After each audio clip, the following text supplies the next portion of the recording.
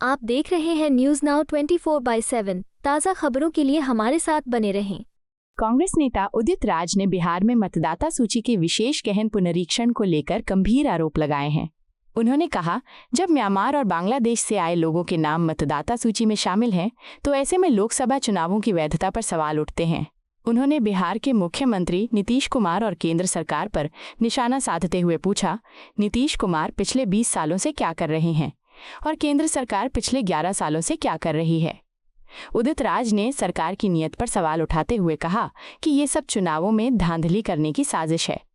उन्होंने आरोप लगाया कि राहुल गांधी और इंडिया गठबंधन के वोट काटने के लिए फर्जी वोटरों की सूची तैयार की जा रही है और महाराष्ट्र जैसा मॉडल लागू करने की कोशिश की जा रही है।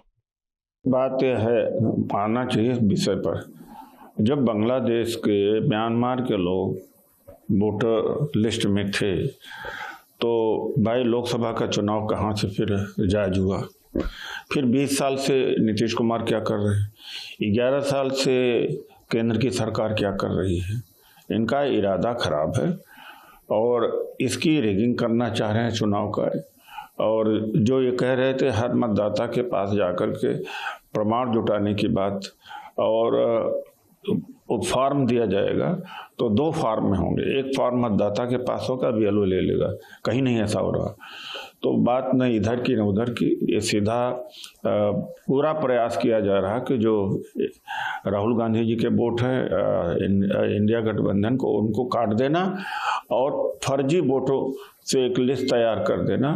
तो एक तरह से महाराष्ट्र मॉडल तैयार किया जा रहा है, लेकिन मॉडल दूसरा होगा। लेकिन चूंकि पार्टी के स्पोक पर्सन से वो ये कि इस प्रक्रिया से पहले सभी पार्टियों से सलाह मशवरा क्यों नहीं किया गया, इतनी जल्दी में चुनाव आयोग क्यों है, सुप्रीम कोर्ट के फैसले का इंतजार क्यों नहीं है, तो सवाल टाइमिंग और इंटेंशन को लेके अपोजिशन मोटा मोटी उठा रहा है। मैं आपसे ये पूछना चाहता हूँ, आप भी टाइमिंग पे सवाल उठा रहे हैं या प्रोसेस पर आपको एतराज है? दोनों पर, टाइमिंग और प्रोसेस दोनों पर, एक ही पर नहीं है, दोनों पर है।